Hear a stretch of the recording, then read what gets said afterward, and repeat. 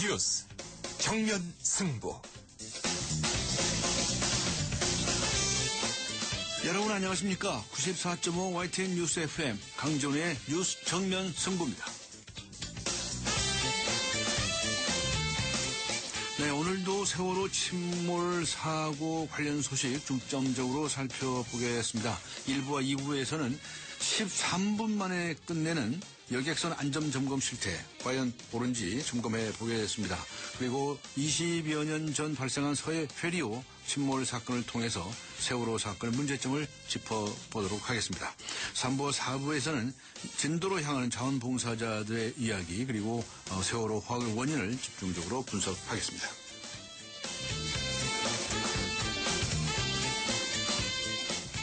뉴스 정면 승부 여러분도 함께 하실 수 있습니다. 세월호 침몰 사고와 관련한 후속 조치 가장 시급하게 필요한 것은 무엇이라고 생각하십니까? 여러분들의 의견 보내주시기 바랍니다. 짧은 문자 50원, 긴 문자 100원의 유료 문자입니다. 우물정 0945, 우물정 0945번으로 보내주시기 바랍니다. YTN 라디오 어플리케이션 예스로 듣고 계신 분들은 예스 게시판에 글을 남겨주셔도 되겠습니다. 의견 주신 분들 중에서 추첨을 해서 세계 지성인의 필독지 월간 르몽드 디플로마티크 3개월 구독권 그리고 맥스무비 영화 예매권을 준비해드리도록 하겠습니다. 4월 21일 월요일 94.5 YTN 뉴스 FM 강재훈의 뉴스 정면 승부 들어갑니다.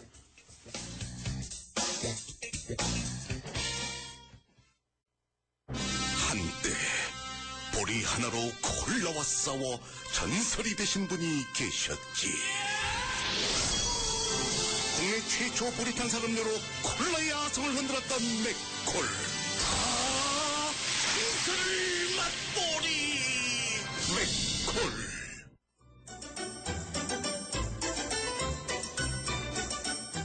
친절한 수현 씨의 까칠한 뉴스.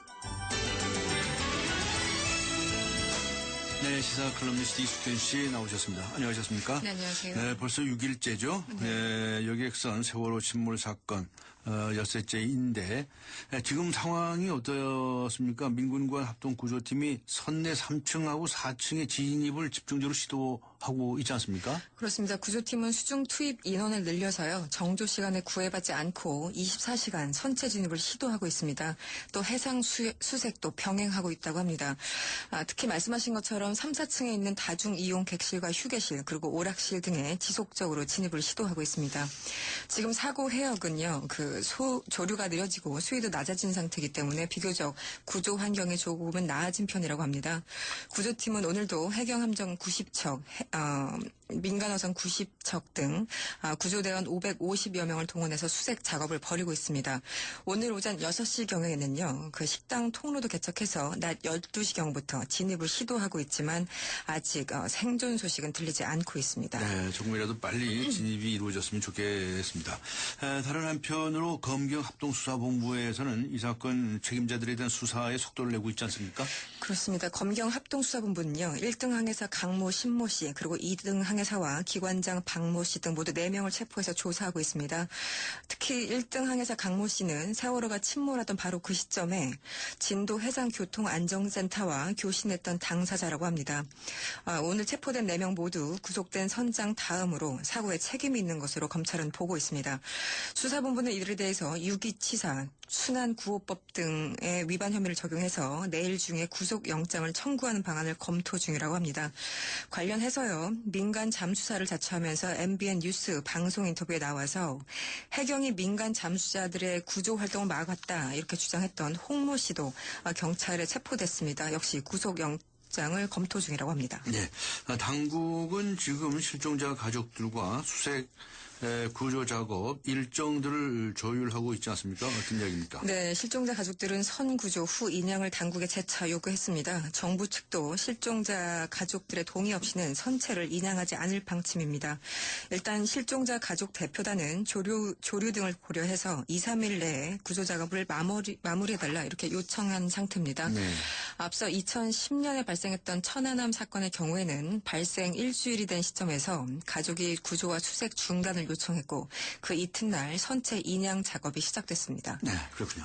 그런데 도대체 이번 이 사고와 관련해서 말이죠. 초동 제처가 잘못됐다. 그래서 화를 키웠다. 이런 지적이 굉장히 많이 나오고 있지 않습니까? 네. 여러 가지 증언과 증언들이 계속 나오고 있는데요. 그렇습니다. 해경에 따르면 지난 16일 오전 8시 58분에 여객선 세월호가 침몰하고 있다는 신고가 목포 해경 상황실에 들어왔다고 밝혔습니다. 네. 목포 해경 진도 파출소는 신고를 접수한 직후에 민간어선 수십여 척에게 무전을 쳐서 구조 활동을 벌여달라 이렇게 요청을 했습니다.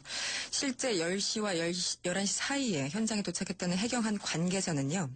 그때 이미 해경 경비정과 헬기는 물론이고 낚싯배 등 40여 척의 민간어선이 세월호 주변에서 구조 활동을 기다리고 있었다면서 네. 해상에 나와 있는 사람들이 있었으면 다 구조를 했을 텐데 참 안타깝다고 아쉬움을 표했다고 합니다. 아무리 생각해도 이 초동 대응 이해가 안 가고요. 이런 증언과 증거들이 반복돼서 나올수록 실종자 유가족들의 분노는 더해가고 있는 그런 뭔가 좀 형국입니다. 하여튼 이해가 잘 안 가죠. 그렇습니다. 네. 박근혜 대통령이 오늘 세월호 참사와 관련해서 이 지휘 고하를 막론하고 관련자들을 처벌하겠다 이렇게 강력하게 발언하지 않았습니까? 그렇습니다. 오늘 오전 청와대에서 수석 비서관 회의를 주재한 자리였습니다. 박근혜 대통령은 법과 규정을 어기고 매뉴얼을 무시해서 사고 원인을 제공한 사람들과 침몰 과정에서 해야 할 의무를 위반한 사람 그리고 책임을 방기했거나 불법을 묵인한 사람 등 단계별로 책임 있는 모든 사람들에게 지휘 고하를 막론하고 민형사상 책임을 물어야 된다 이렇게 지적을 했습니다. 특히 이번 사고를 접하고 현장에 내려가 실종자 가족을 만났더니 공무원들에 대한 불신이 너무 컸다면서 국민이 공무원을 불신하고 비난을 받게 된다면 그 자리에 있는 존재 이유가 없는 것이라고 강도 높게 비판했습니다. 네, 선장에 대해서도 직접적으로 언급을 했죠. 그렇습니다. 승객 구조로 방기하고 홀로 대피한 것에 대해서요. 박근혜 대통령은 상식적으로 도저히 납득할 수 없고 또 용납할 수 없는 살인과도 같은 행위라고 지적을 했습니다. 그러면서 승객들은 제자리를 지키라고 하면서 자기들은 승객을 버리고 먼저 탈출을 했다고 지적을 하고 이것은 법적으로나 윤리적으로나 도저히 상상조차 할 수 없는 일이라고 비판을 이어갔습니다. 관련해서 뉴욕타임즈는요. 자랑스러운 전통을 깨며 선장은 도망가고 승객들을 배와 함께 가라앉게 했다는 장문의 기사를 싣는 등 여전히 외신들도 큰 관심을 보이고 있습니다. 네, 국제적으로도 참 이게 참 안타까운 일이죠. 그렇습니다. 네, 국민들이 낙심하고 있는 가운데서 정치권에서는 그런데 이게 무슨 소리입니까? 아주 망발이 이어지고 있는데요. 예, 참 이해가 안 됩니다. 네. 새누리당 한기호 의원은요, 지난 20일 자신의 페이스북에 글을 올렸습니다. 때 아닌 좌파 단체 이런 언급들이었는데요. 북한에서 선동에 입을 열었다. 이제부터는 북괴의 지령에 놀아나는 좌파 단체와 좌파 사이버 테러리스트들이 정부 전복 작전을 재개할 것이다. 이런 취지의 글을 남겼습니다. 논란이 일자 한 의원은 그 해당 게시물을 지금 삭제한 상태입니다. 정몽준 의원의 아들도 페이스북에 글을 하나 올렸죠. 비슷한 사건이 일어나도 이성적으로 대응하는 다른 국가 사례와는 달리 우리나라 국민들은 대통령이 가서 최대한 수색 노력하겠다고 하는데도 소리 지르고 욕한다면서 국민 정서 자체가 미개하다 이렇게 썼습니다. 참 애나 어른이나 제정신인지 모르겠습니다. 네.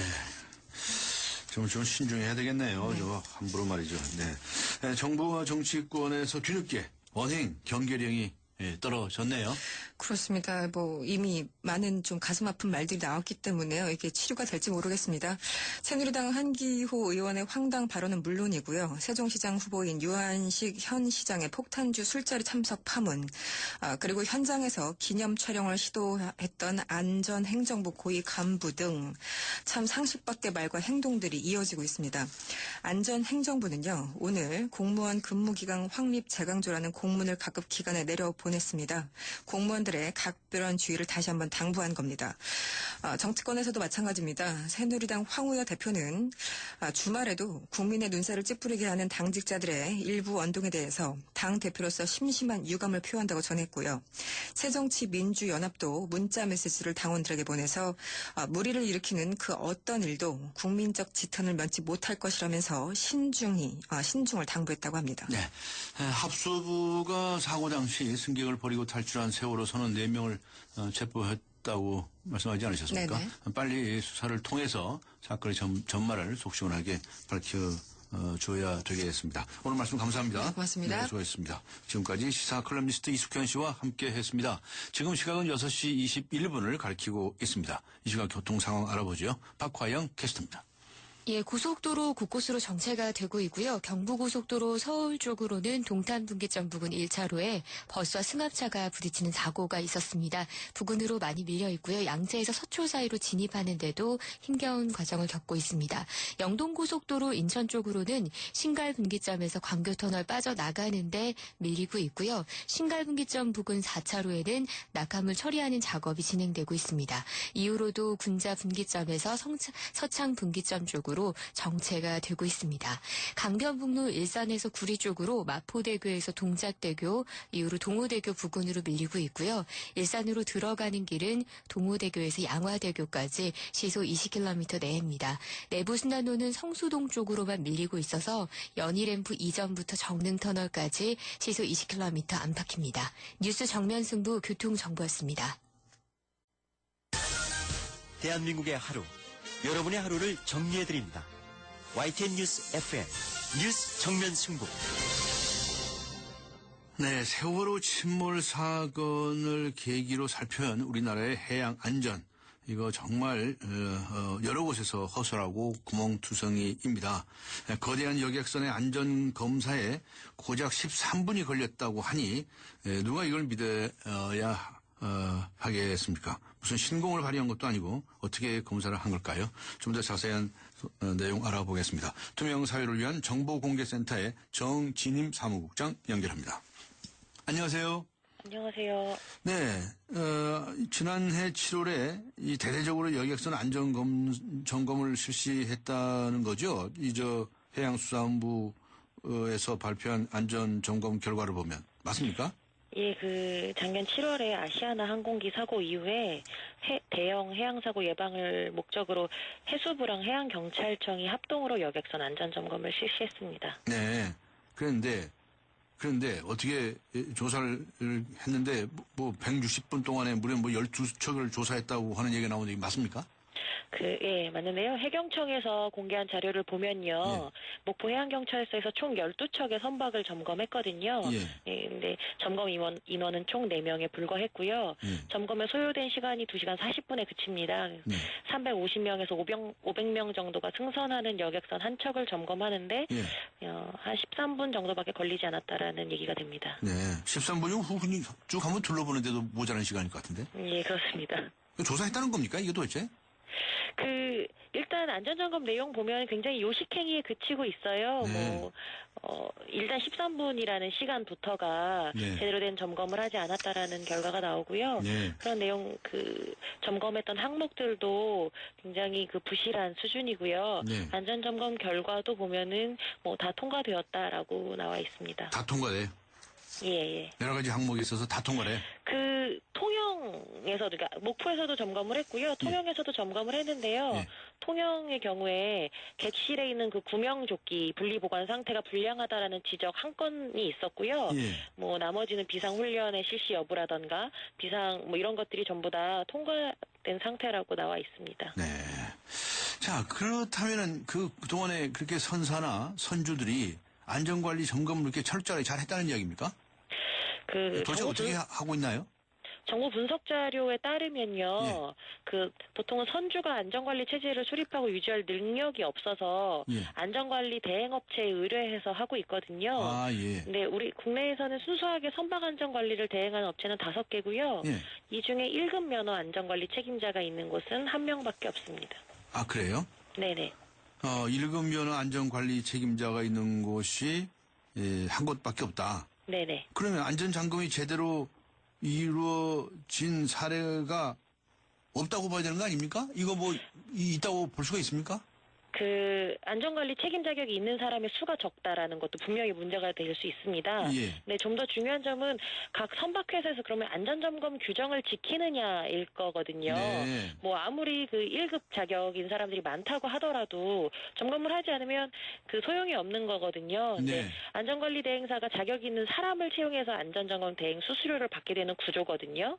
네, 대행업체 측면에서 보면 안전점검 대행 수수료나 인건비가 일반 관리비를 충당하기 확인하기 어려운 거예요. 그래서 단지 면허를 가지고 있는 사람을 채용해서 그 1급 뭐 선박 관리사가 있다고 안전점검 관리사가 있다고 하더라도 그렇게 하느니 그 면허를 가지고 있는 사람을 채용해서 법률적인 요건을 충족시키는 그 편법으로 운영될 수 있다라는 지적이 실제로 있습니다. 네. 그 이 사람이 혼자서 그 많은 선박을 어떻게 다 혼자서 다 안전 점검을 합니까? 그 뭐 1급만 있는 거는 아니고요. 뭐 2급, 3급 그 또다 급수면허 다 있습니다. 네. 그런데 1급 면허를 가진 사람은 네. 한 명밖에 없다라는 한 명밖에 거죠. 없다. 예. 그래서 2010년에는 정부에서 이미 선박 안전 관리 시스템에 문제가 있다라고 해서 이런 그 보고서를 낸 적이 있었다면서요?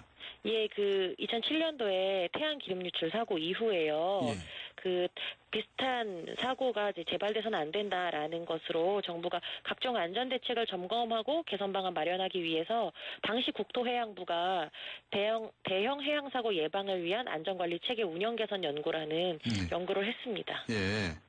그런데 그 보고서 내용을 보면 해양사고 예방을 위해서는 안전관리 시스템 그리고 안전 항해를 위한 선원 자질 향상이 선행돼야 한다. 뭐 이런 내용이 있다고 그러네. 맞습니까? 네. 예, 그런 내용들이 있는데요. 뭐 이런 것들이 그럼 개선이 됐느냐라는 것들이 중요하잖아요. 근데 세월호 사례만 봐도 그 세월호 경우에는 갑판과 기간부 등 핵심 부서 직원 70%가 비정규직이라고 하잖아요. 현실적으로 선원의 자질을 향상시키고자 하면 그들의 고용 조건이나 형태를 개선하는 게 제일 우선해야 되는데 그런 것들이 세월호 사례만 봐서라도 그 제대로 이행되지 않는다라는 것으로 보입니다. 아, 그렇군요. 근데 그 문제점까지 다 지적해놓고서 그 외에 뭐 아무것도 안 했다는 그 소리네, 그러고. 뭐 연구 자료들이 다 제대로 이행이 된다라면 이런 내용, 이런 사고들이 계속 재발하지는 않겠죠. 그럼 연구는 왜 합니까? 왜? 연구에서 문제점 지적이 됐으면 빨리빨리 시정을 해야죠, 그죠? 그렇습니다. 그저 이번에 사고하는 해역인 그 맹골 수도 말이죠. 이곳에서는 그 선박 사고가 아주 빈발하는 지역이라면서요? 예, 그 세월호 사고가 난 맹골도 병풍도 인근 해역이요. 1년에 평균 4회 정도 조난사고가 발생하는 지역이라고 합니다. 네, 그렇군요. 그러니까 이러한 이 사고가 자주 나는 그런 지역이라고 하는 것이 이미 다 알려져 있다고 한다면 거기에 맞는 어떤 그 대응 체계가 있어야 되지 않겠습니까? 이번에 이 사건 발생하고 보시기에 어떻습니까? 제대로 이 신속한 대응을 했다고 보여지시나요? 신속한 대응은 뭐 보시다시피 전혀 되지 않았고요. 그리고 대응 체계가 있었는지조차 지금 확인이 어려운 부분이 있습니다. 뭐 정부에서 지금 대책기구조차 지금 혼선을 빚고 있는 상태고요. 각 기관 뭐 해양경찰청이나 해양수산부 등 그 관리를 체계를 담당하고 있는 중앙 기관에서조차 관리 체계 같은 것들이 지금 제대로 된 정보 공개가 되어 있지 않아서요. 대응 체계가 있는지 여부조차 확인하기 어려운 상황입니다. 네, 그렇군요. 그동안에 여러 가지 해양 사고에 관해서 늘 이제 점검을 좀 해 보셨을 텐데요. 이 해양 사고의 원인들은 어떤 것들로 주로 분석이 되던가요? 그 해양 사고 원인 중에 가장 많은 이유가 운항 과실이 전체 82% 정도가 운항 과실이고요. 예, 이제 문제는 이 운항 과실이 전체 82%에 달하는데 이 중에 그 면허 소지 승무원의 징계 비율이 27.3%에 그친다라는 그 해양 사고 통계 자료가 나와 있습니다. 네. 그렇군요. 자, 이제 이번 세월호 침몰 사고와 관련해서 우리 온 국민들이 아주 침울한 상태에 빠져 있는데 이런 일이 다시 일어나지 나면 안 되지 않겠습니까? 예, 그렇습니다. 어떻게 보십니까? 제일 이 필요한 점이 어떤 점이라고 보십니까? 앞서 말씀드린 것처럼 대응 체계가 필요하거든요. 지금 정부가 대책본부 설치와 브리핑에서도 혼선을 빚고 있지 않습니까? 그 안전대비 대책의 그 미비한 모습을 보이고 있는데요. 안전관리 시스템이 구축이 돼야 되고요. 시스템이 제대로 구동하는지 정기적으로 상세한 점검이 이루어져야 되고요. 이런 것들이 스스로 견제가 제대로 되지 않기 때문에 외부에서 견제를 받을 수 있도록 투명한 정보 공개가 반드시 선행되어야 합니다. 네. 글쎄 행정안전부를 안전행정부로까지 이름을 바꿔가지고 또 새로운 이 중앙재난안전대책본부도 행안부 장관이 맡는 것으로 그렇게 되어 있지 않습니까? 예, 그렇습니다. 그런데 그걸 제대로 작동을 했다고 보십니까? 근데 행정안전부 장관이라는 사람은 국가 재난으로서 아무것도 모르는 사람인데요. 네? 그냥 그렇기 때문에 그 행정공무원인데. 독립적인 그런 기구들이 필요한 거죠. 그런 네. 대비책들이 만약에 사실은 누구 한 사람이 그것들에 대해서 잘 안다 모른다를 가지고 뭔가 사고가 터졌을 때 대책이 가능하냐 안 가능하냐 여부를 따질 건 아니잖아요. 네. 사람의 자질과 상관없이 시스템적으로 체계가 그것들이 준비가 되어 있어야 네. 누가 되던 그 사고에 대해서 대응을 할 수 있고 네. 한 거기 때문에요. 뭐 자질의 문제를 떠나서 그걸 관리하기 위한 시스템 체계가 제대로 갖춰져 있느냐, 네. 부처 간의 협업이 가능한 구조이냐라는 것들을 먼저 점검해야 되는 거죠. 네. 그리고 전문가들이 늘 그 자리에 앉아 있어야죠. 예, 그렇습니다. 즉각 제초할 수 있는 전문가들이 제자리에 앉아 있어야 되는데, 엉뚱한 사람들이 앉아가지고 엉뚱한 일들 하고 있으니까 이런 일이 자꾸 재발하는 거 아니겠습니까? 예, 네. 그렇습니다. 오늘 말씀 대단히 감사합니다. 고맙습니다. 예. 네. 지금까지 투명 사회를 위한 정보공개센터의 정진임 사무국장과 함께 했습니다. 잠시 후 휴게소입니다. 햄버거 사줘. 차에서 먹을래. 감자튀김 냄새, 햄버거 냄새. 아우, 차 안의 냄새는 어떡하지? 페브리즈 차량용을 써보세요. 페브리즈 차량용? 송풍구에 꽂으면 나쁜 냄새를 싹. 상쾌해. 자동차 냄새엔 페브리즈. 차량용. 우리 집 통신 대표 번호 101. TV지를 101로, 인터넷을 101로, 홍보이도 101로, 모두 가입해. CCTV만 가도 101로. 함께 101. 우리 집 통신은 101로. 모두 다 해결해요. LG U+. 네, 94.5 YTN 뉴스 FM 강전의 뉴스 정면 승부. 세월호 침몰 사고와 관련한 후속 조치 가장 시급한 것이 무엇이라고 생각하시는지 여러분들의 의견을 받고 있습니다. 몇몇 분들이 의견을 좀 보내주시고 계시는데요. 6180님, 사고 후에 필요한 조치에 대해서 안전 문제에 있어서만큼은 규제 강화가 필요하다고 봅니다. 라는 의견을 보내주셨네요. 2557님, 또다시 날씨가 안 좋아지기 전에 최대한 구조 작업에 힘을 써주세요. 그리고 온 국민이 충격에 빠졌는데 후속 조치로는 정신치료가 가장 시급하다고 생각해요. 라는 의견을 보내주셨군요. 다른 분들께서도 의견 보내주시면 감사하겠습니다. 휴대전화 우물정 0945번, 휴대전화 우물정 0945번이나 YTN 어플리케이션 예스로 의견을 보내주시면 됩니다. 1부 여기서 마치고요. 잠시 후 2부에서 뵙겠습니다. 2014 YTN 연중기획 함께하는 미래 창조 대한민국 한국 홍보 전문가 서경덕 성신여대 교수입니다. 올바른 역사를 인식하는 것, 그리고 올바른 역사를 교육시키는 것, 그게 바로 대한민국의 미래가 아니겠습니까? 요즘 청소년들에게요, 이 3.1절이 3.1절이라는 대답을 듣곤 합니다. 그럴 때마다 제가 가장 크게 느꼈던 건 우리의 역사의 가장 큰 적은 일본 정부나 중국 정부가 아니라 바로 우리들의 무관심이었다는 겁니다. 앞으로 우리 국민들이 한국사에 더 관심을 갖고요.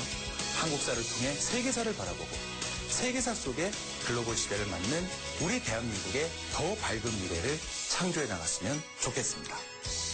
2014 YTN 연중기획 함께하는 미래 창조 대한민국. 이 캠페인은 고객과 함께하는 솔루션 파트너 LG화학과 함께합니다.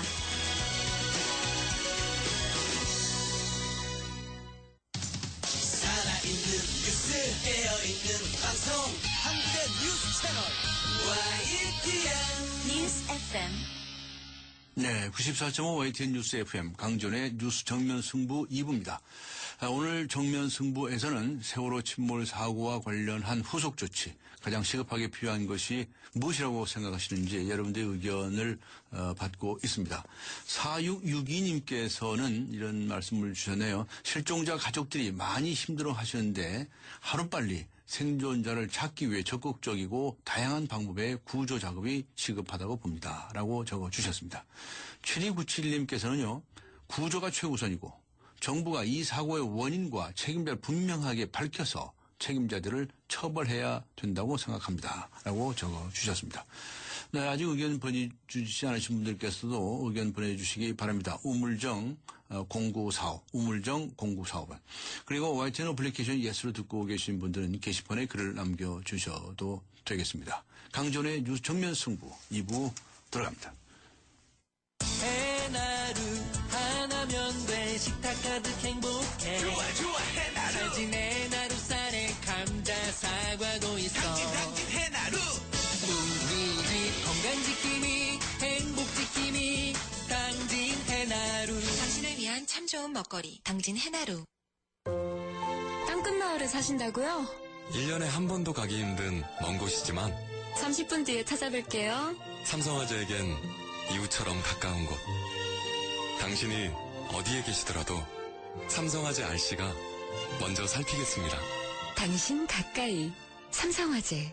가우디를 만나러 가는 길에서 산티아고 순례길에서 각자 다른 길 위에서 사람들은 같은 말을 합니다.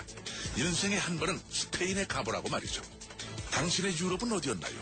지금까지 내가 사랑한 유럽 탑10이었습니다. 대한항공 유럽 11개 도시 최다 노선 운항. Excellence in Flight, Korean Air.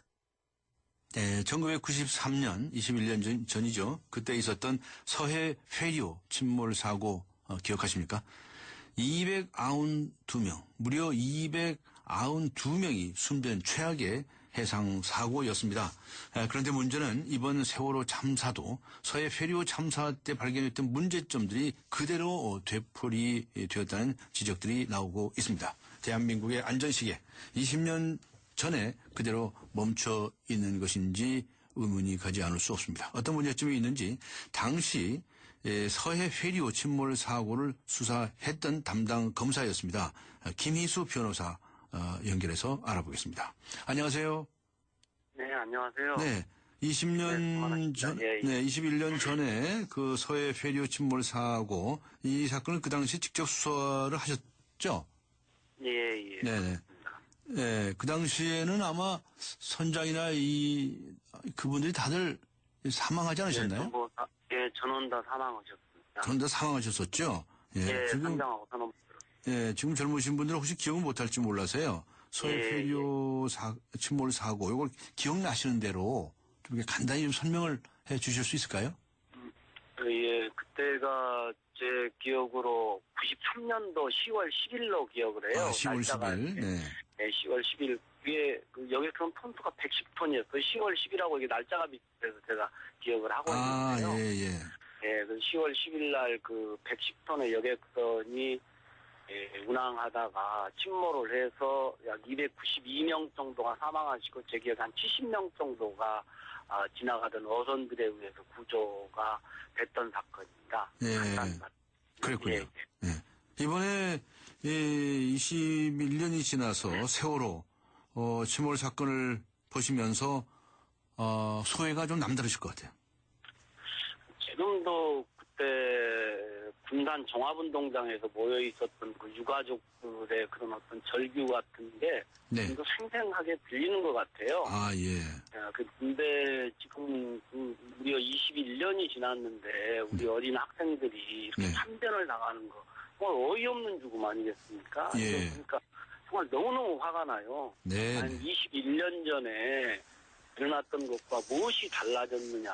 아무것도 달라진 게 없고 거꾸로도 퇴보한 거 아니냐라는 생각까지 들어가고 아니 우리가 이게 진짜 선진국이고 문명 국가인가 이런 정말 절망스러운 생각도 들어갑니다. 네, 그렇군요. 그 당시에 서해 회료 사건을 수사하셨었을 때 그때 드러난 침몰의 원인은 무엇이었는지 기억하십니까?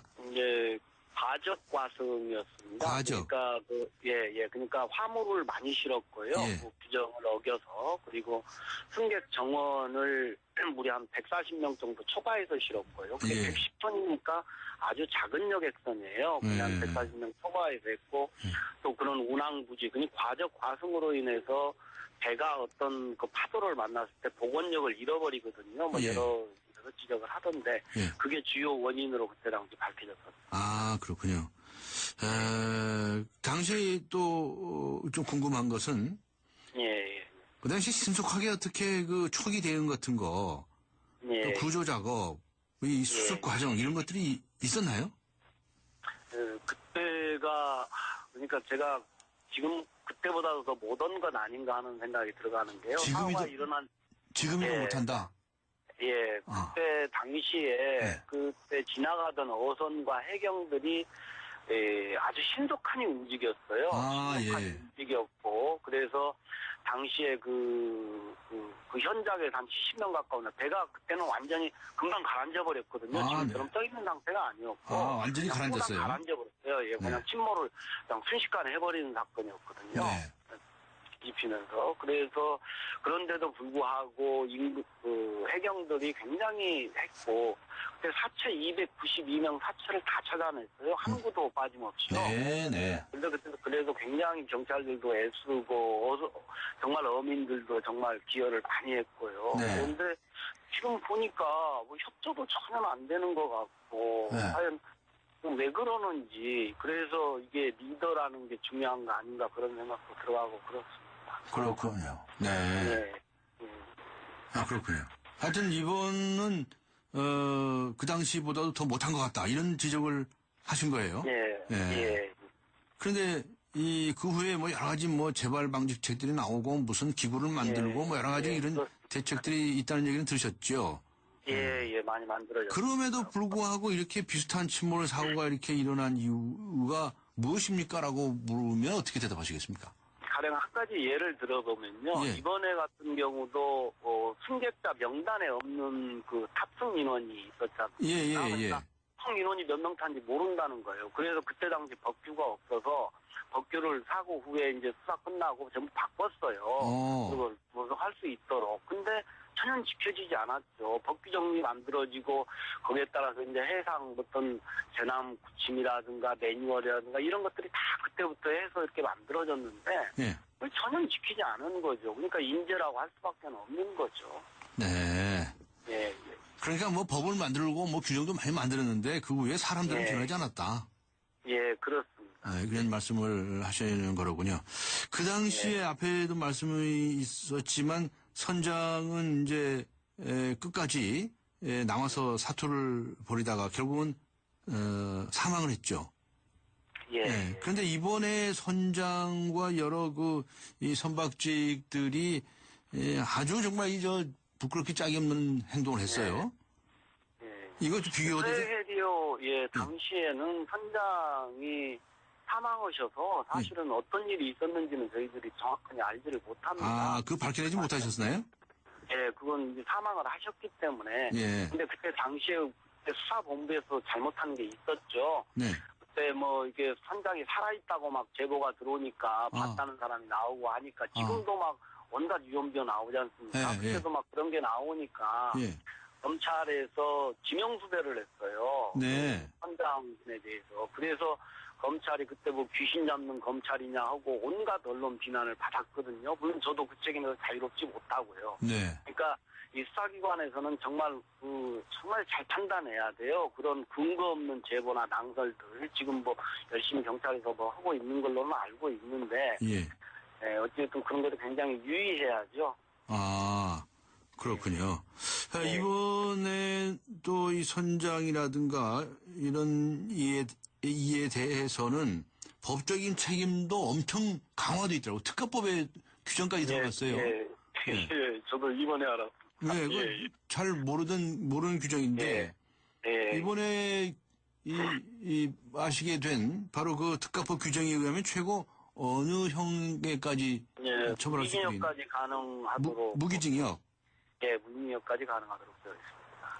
그렇군요. 그럼 뭐 이게 이제 어쨌든 특가법하고 뭐 선박안전법, 뭐 선원법, 뭐 이런 것들이 전부 문제가 될 거고 아마 적용을 할 걸로 알고 있고요.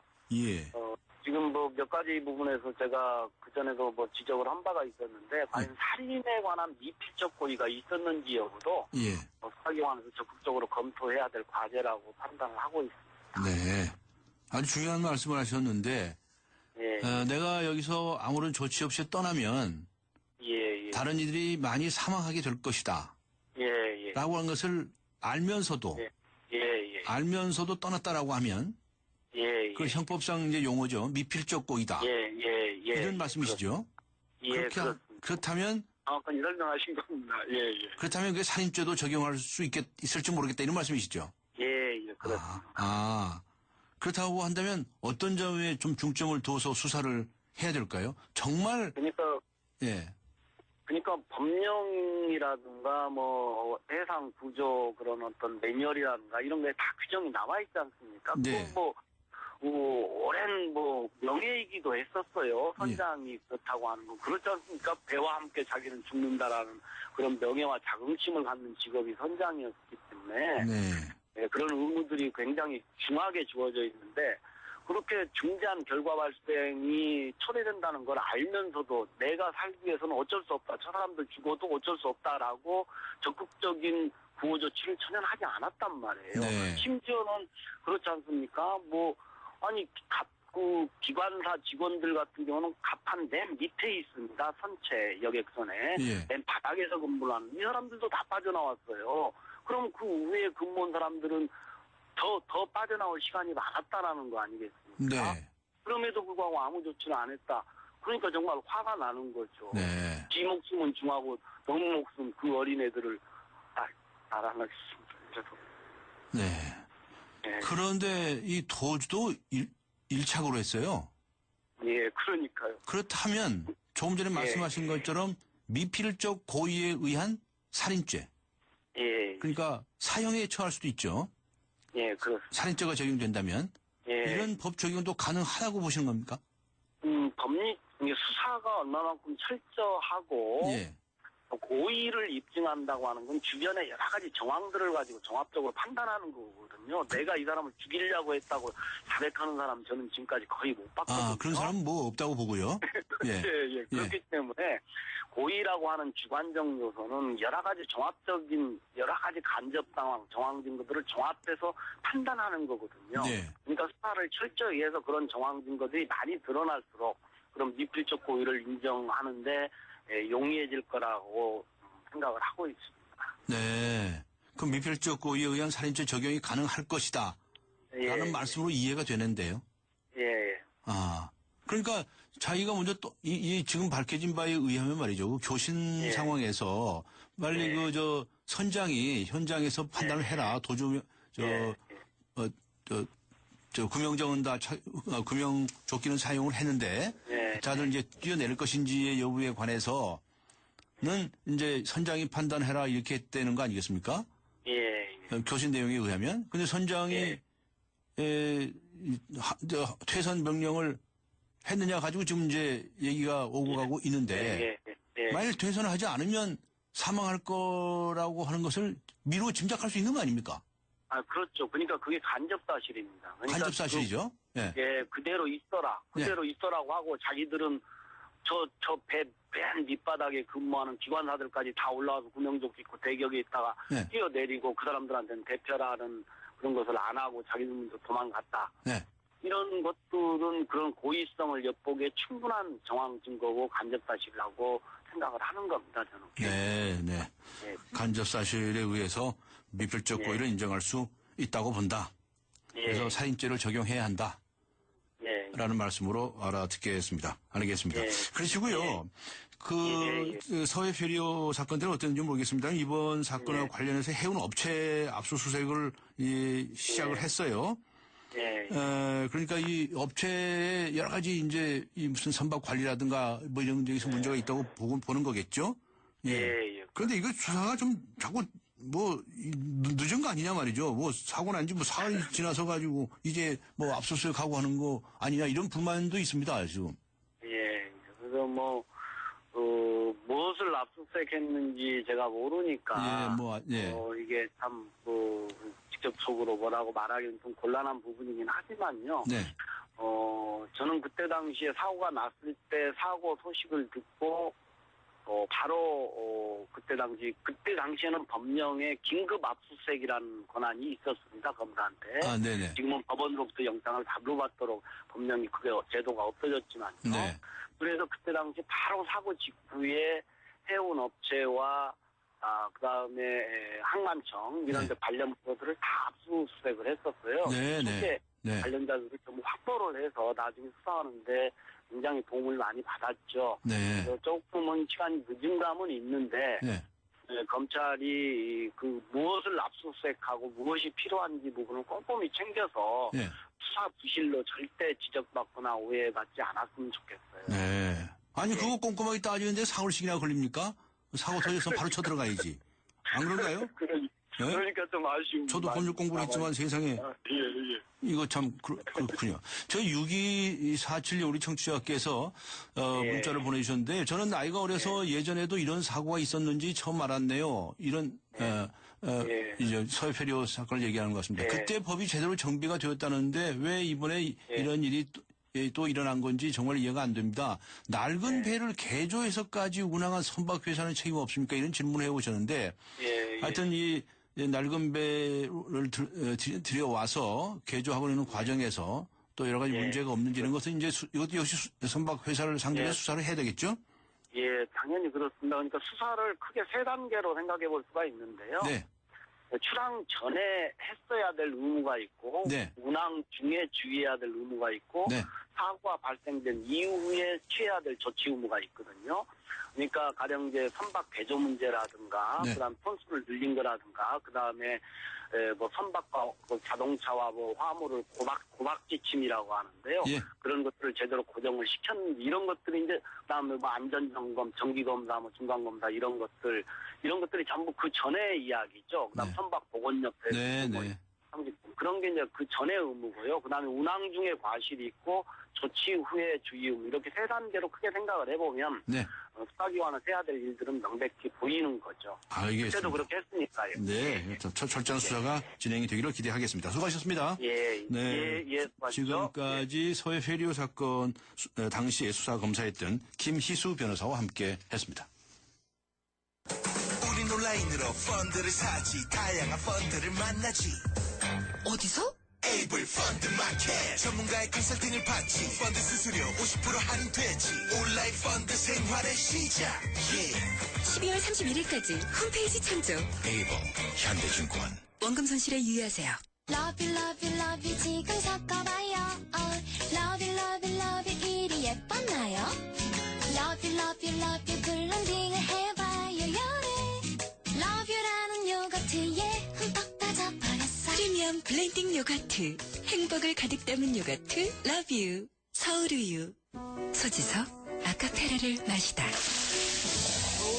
깊고 진한 아라비카 원두로 부드럽게 향기롭게 감미롭게 그렇게 아카페라 부드럽게 커피에 녹아들다. 햇살이 좋은 날 아카페라 빙그레. 네, 8839번님, 이번 참사를 일으킨 책임자들 찾아내서 엄중한 처벌을 내려주세요. 3383님, 사고가 발생했더라도 선원들의 교육과 시대에 맞는 구조 매뉴얼이 있었다면 이렇게까지 사망자가 나오진 않았을 겁니다. 교육과 매뉴얼 전면 수정해 주세요. 여러 가지 의견들을 보내주시고 계십니다. 잠시 후 3부에서 뵙겠습니다.